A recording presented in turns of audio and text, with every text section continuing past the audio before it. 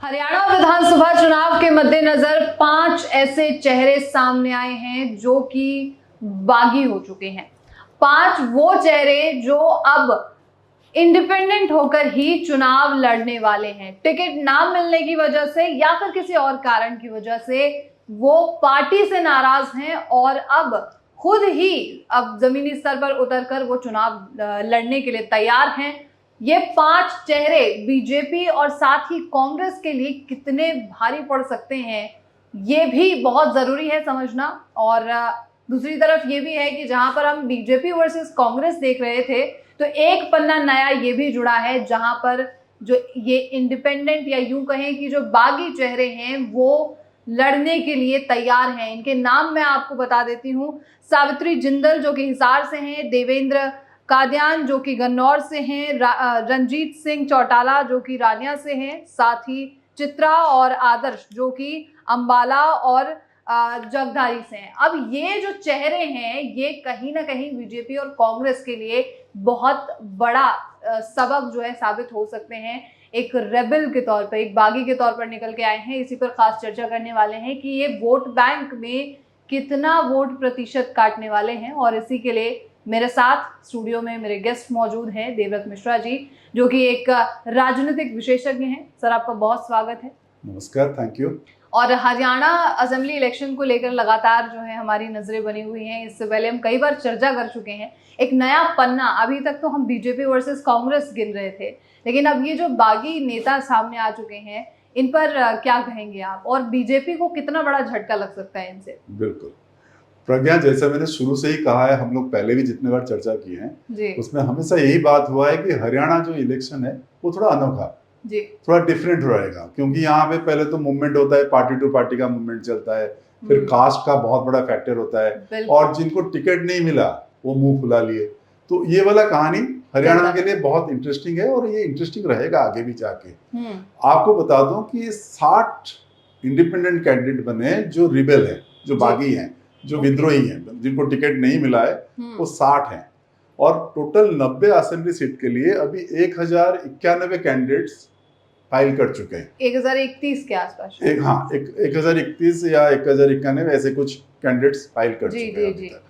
तो ये एक बहुत बड़ा सिरदर्दी हो गया है कांग्रेस और बीजेपी के लिए, जो fight basically between BJP and Congress. But ये जो बागी नेता आ गए हैं उनमें से बहुत सारे बागी नेता इन्फ्लुएंशियल है। जैसे आपने कहा 5 इनमें से प्रोमिनेंट नेम है जो डेफिनेटली इफेक्ट करेंगे इलेक्शन के रिजल्ट को लेके बीजेपी के लिए या कांग्रेस के लिए। जैसे आज के डेट पे अगर आप बात करें तो जो साउथ हरियाणा है वो बीजेपी के लिए स्ट्रॉन्ग होल्ड है। बट अब जैसे लग रहा है कि जैसे पलवल हो गया, गुड़गांव हो गया, रिवाड़ी हो गया, यहाँ पे बीजेपी का हारने का चांस दिखने लग गया है, only because of the rebel candidates. तो रिबेल कैंडिडेट्स की वजह से तो इसलिए मनोहर लाल खट्टर भी परेशान है, उधर वो हुड्डा फैमिली भी परेशान है, और मतलब चारों तरफ दोनों पार्टियों के टॉप लीडरशिप इसमें परेशान है। And they are trying to इनको समझाने लगे हैं कि भाई किस तरह से ये विड्रॉ कर ले, ताकि अपील करने लग गए हैं कि भाई रिबेल जो है वो अपना सीट विड्रॉ कर ले ताकि इनको वोट मिल जाए। तो टिकट ना देने का या फिर जो कहा जा रहा है कि टिकट जो है नहीं दी गई है या किसी और वजह से भी, क्या कारण है कि इन प्रोमिनेंट नेताओं को, क्योंकि ये एक बहुत बड़ा चेहरा भी है और कहीं ना कहीं वोट बैंक को भी कट कर सकते हैं, जो एक प्रतिशत जाता है बीजेपी को या कांग्रेस को, तो इसके पीछे क्या कारण है कि टिकट्स नहीं? देखिए बेसिकली क्या होता है, हर पार्टी अपना इंटरनल कैलकुलेशन करते हैं, इंटरनल स्टडीज करते हैं, इंटरनल रिसर्च करते हैं, इंटरनली सर्वे करते हैं और उसके बाद कैंडिडेट का नाम डिक्लेयर करते हैं।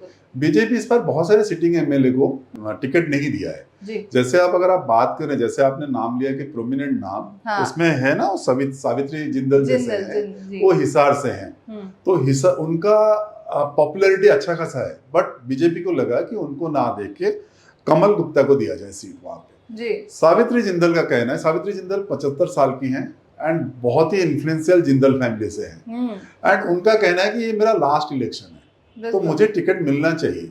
तो अब उस जीत पे वो कंटेस्ट कर रहे हैं, एंड इससे क्या होगा, कमल गुप्ता के लिए बहुत बड़ा चैलेंज हो जाएगा क्योंकि बहुत सारे वोट उधर चले जाएंगे। जी। तो बीजेपी की सिरदर्दी इसमें है। ऐसे ही अगर हम बात करें गन्नौर की बात करें जी। तो गन्नौर में देवेंद्र काड़िया को टिकट नहीं मिला और देवेंद्र कौशिक को टिकट मिला है।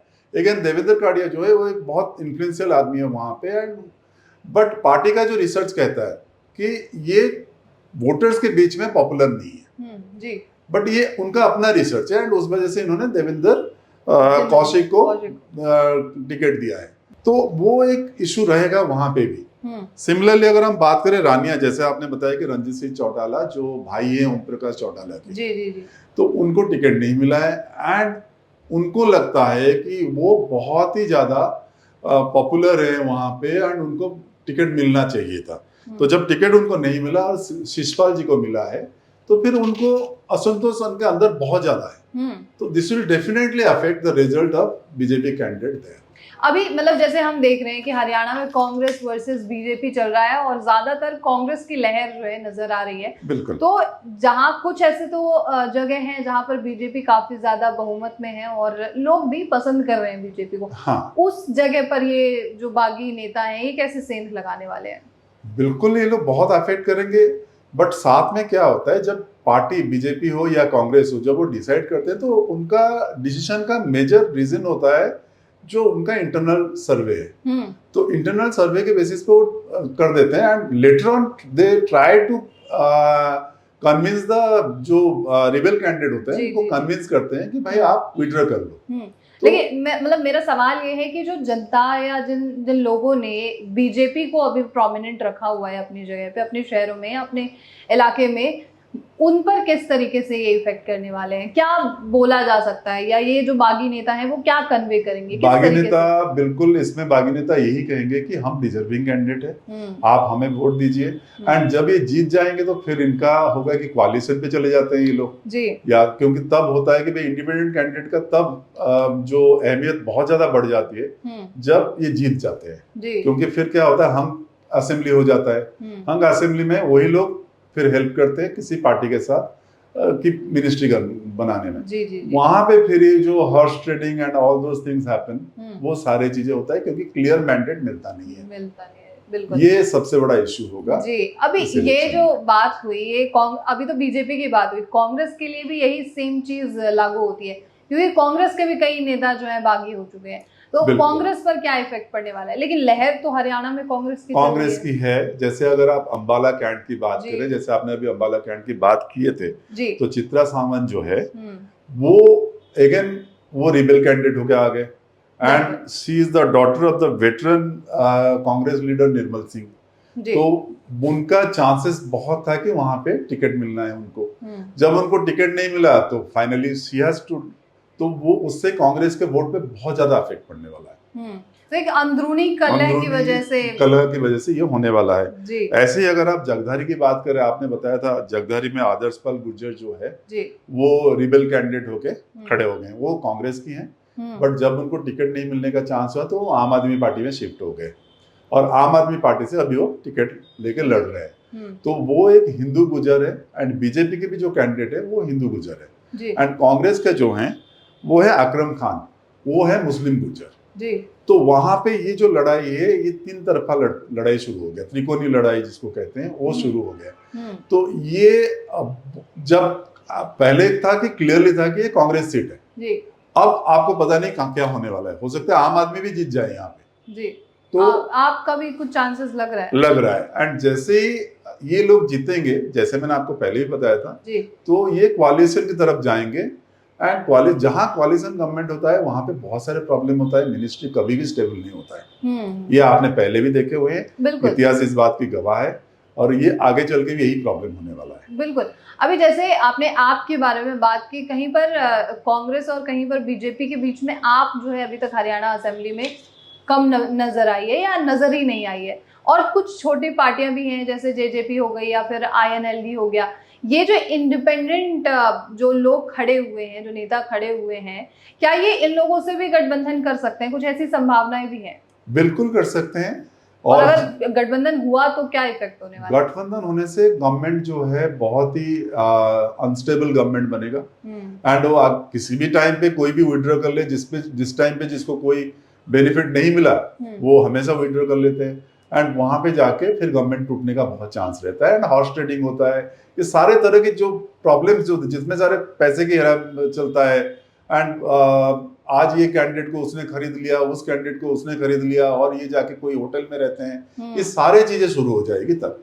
आम आदमी पार्टी जैसे आपने कहा कि अभी ज्यादा फील्ड में नहीं है, बट केजरीवाल आने के बाद वो अपना इलेक्शन का प्रचार शुरू कर दिया है। अब तो माहौल गरमाया जा रहा है क्योंकि अभी राहुल गांधी ने भी स्टार्ट कर दिया, मोदी ने भी स्टार्ट कर दिया एंड केजरीवाल ने शुरू कर दिया। अगर आपको ध्यान होगा केजरीवाल ने एक स्टेटमेंट में ये भी बोला कि कोई भी गवर्नमेंट बनाए हमारे पार्टी के बगैर गवर्नमेंट बन नहीं सकता।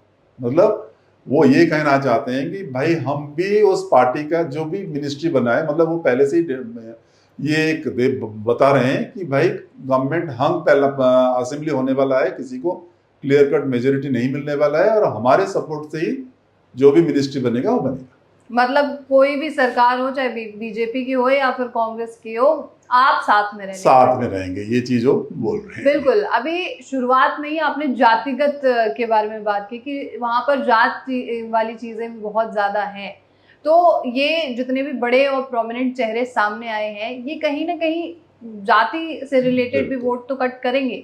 इससे क्या इफेक्ट होने वाला है? बिल्कुल होगा, क्योंकि बीजेपी का जैसे BJP is banking on OBC, BJP is banking on ब्राह्मण, ठाकुर, ये सारे कास्ट के ऊपर वो बैंक कर रहे हैं। जैसे कांग्रेस है वो शेड्यूल कास्ट के ऊपर बैंक कर रहे हैं ज्यादातर, और ऐसे ही सबके अपना अपना है। कांग्रेस के साथ अभी एक इशू ये है कि भाई उनका चीफ मिनिस्टर कौन बनेगा, उसको लेके उनका इंटरनल कॉन्फ्लिक्ट चल रहा है। अगर आप शैलजा जी की बात करें या हुड्डा की बात करें एंड साथ में सुरजेवाला की बात करें, सब लोग ओपनली स्टेटमेंट दे चुके हैं कि भाई हम दावेदार हैं। बिल्कुल, उन्हें खुद ये समझ नहीं आ रहा है कि किसको लेके आगे चलेंगे। तो ये जो इंटरनल कॉन्फ्लिक्ट है बीजेपी के लिए भी हार्मफुल है एंड कांग्रेस के लिए भी हार्मफुल है। Thank you so much sir. इस पर हम खास चर्चा जो है आगे उसी दिन करेंगे जब असेंबली इलेक्शंस होंगे और रिजल्ट आने वाले होंगे। बहुत बहुत शुक्रिया आपका। Thank you. तो ये थी पूरी जानकारी। और हरियाणा असेंबली इलेक्शन जो है वो जितना सीधा दिख रहा है उससे ज्यादा टेढ़ा अब धीरे धीरे होता जा रहा है। कास्ट को ले लीजिए या फिर अलग अलग बागी नेता हो गए हैं, हर व्यक्ति अपने आप को सीएम का दावेदार कांग्रेस की तरफ से बता रहा है और बीजेपी में अलग ही कलर चलता हुआ नजर आ रहा है। हरियाणा में आप जानते ही हैं कि जो पार्टी एक बार आई वो दोबारा दोहराती नहीं है। बीजेपी का लक था कि ये दूसरी बार दोहराई है, लेकिन तीसरी बार आएगी कि नहीं ये असेंबली इलेक्शन तय कर देंगे आने वाले कुछ दिनों में। तो आपको पूरी जानकारी जो है असेंबली इलेक्शन से जुड़ी हुई हमारे चैनल पर लगातार मिलती रहेगी। आप ऐसे ही तमाम खबरों के लिए नेशनल खबर के साथ बने रहिए।